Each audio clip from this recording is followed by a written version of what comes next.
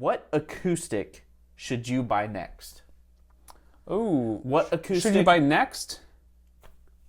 Right. So what acoustic, like if you are buying a guitar right now on the market and you see all the different options out there, like what acoustic should you or would you buy? Okay. So it's like my first acoustic really I'm getting into. It could be your first acoustic. You could have like two others. But, Okay. But you don't have your complete collection. Sounds good. Okay. Well, if I've got like, let's say a starter acoustic, or I've got... So what would be your starter acoustic? I don't know. I'm just saying some random acoustic I'm unhappy with. I've been playing guitar for a little bit and I want to get something that's pretty decent, right? Okay.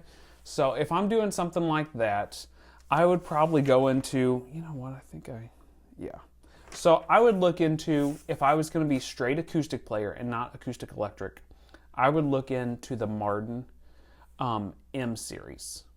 The M15s or 15Ms, whatever they are. So you've actually got one of these guitars. I do. They're not super expensive. They're like $1,600, so they're pricey. But this is saying, like, you know, you've been playing guitar for a little while. You're saving up. You're saving up. You're working through it. And I think that series, the 15 series, they've got the triple O's, the, double aughts, then they've got the full D size. They've got all those in there, and they're all right around the same price. I think for the money, it's all mahogany body. I was about to say the M stands for all mahogany. Yeah, so the back, sides, and the top are all mahogany. I think they're solid tops. The only thing that's not mahogany is fretboard. Fretboard is all rosewood. But if you're looking for straight acoustic, that's probably what I would go for. As in like an acoustic electric. I'm trying to think what that series was. It might be here. Did I write that down? No, I didn't. So Martin has a series. I think it's like an X series. I think it's a Martin Series X. So it's in like the $700 ballpark if you're going to be playing acoustic electric, and that's probably what I would be looking into. So it's all mahogany back and sides. I don't think they're solid. I think that is the difference in them. They're not solid woods, but I think it would probably be a great acoustic to look into. Okay, so you're looking exclusively at Martins then. That's what you're telling me. Me personally, because you're going to start in the $700 price range with the X series, acoustic the M's electric, in the middle, kind of in the middle. And if you're wanting to go really high end, I think you got tons of options out there. And then you got to make up your mind: do I want to go with Gibson and look at like Southern Jumbos and J45s and Hummingbirds, or do you want to go the Martin side with all the D28s and all that different stuff? I think that's hard to say. But I think if you're in the middle of the road, you got a cheaper acoustic, and you're ready to buy your next acoustic guitar and get something that you're going to be really happy with, that's kind of the two price points and two places I would go. Okay. So for me, I would go a different brand. Yeah. I would go the Taylor route. Because, to me, you get more for your money with Taylor at that price point. So, like, when you're at the $3,000 mark, you can get your Martin, you can get your Gibson, you can get your Taylors, and you can have it however you want. Right. But for the price point, I would say that it's hard to go wrong with Taylor.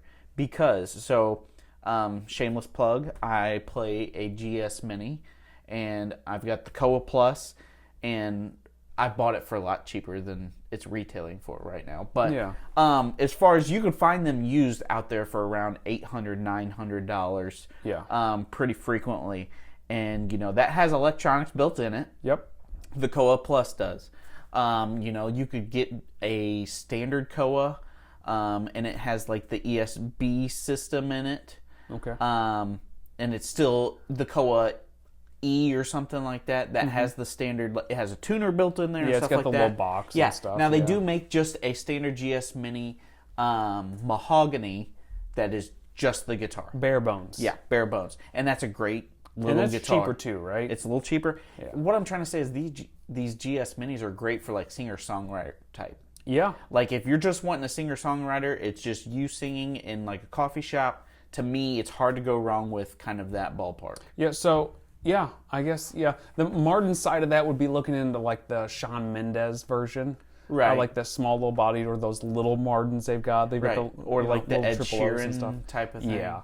But I do think, those GS Minis, they're hard to beat. Whenever you set their big sound. Yeah, you sit there acoustically with them, and they're a great sounding guitar. Yeah, for singer-songwriter stuff, small acoustics, I think that's a great call. Is there any other brands or any other guitars you would look at? So again, I'm gonna keep going Taylor. So if you're in Oh my gosh. I know. I'm a Taylor fanboy. What can I say?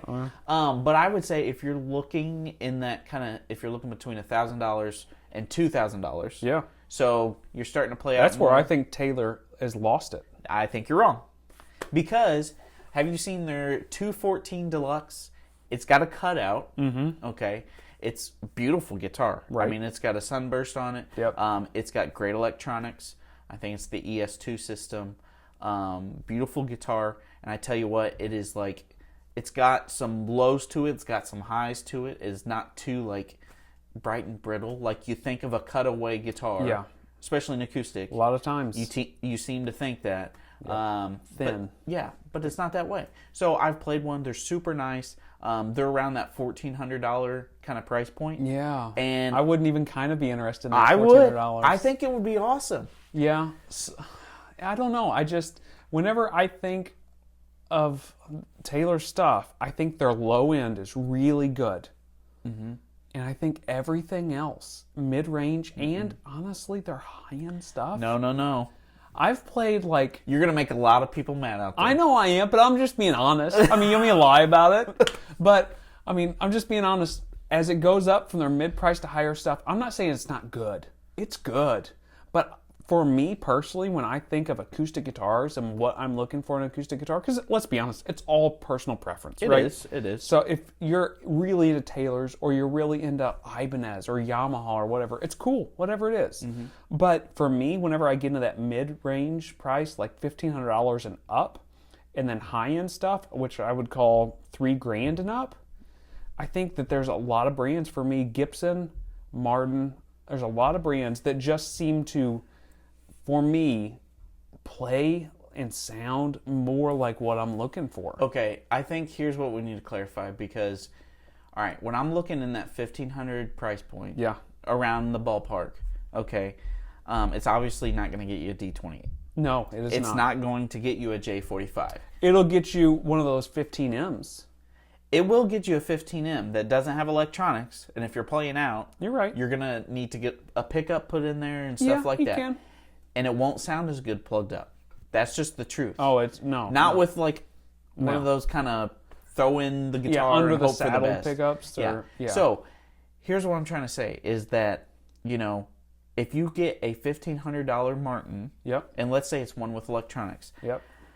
I mean this with all due respect to Martin because I love Martin sounds. Me too. But there is a compromise because you're not getting that D28 sound. No. You're not going to get a full-bodied sound. Or price. Well, yeah, exactly. But the thing is, Taylor, to me, is more well-rounded than Martin and Gibson in that price point.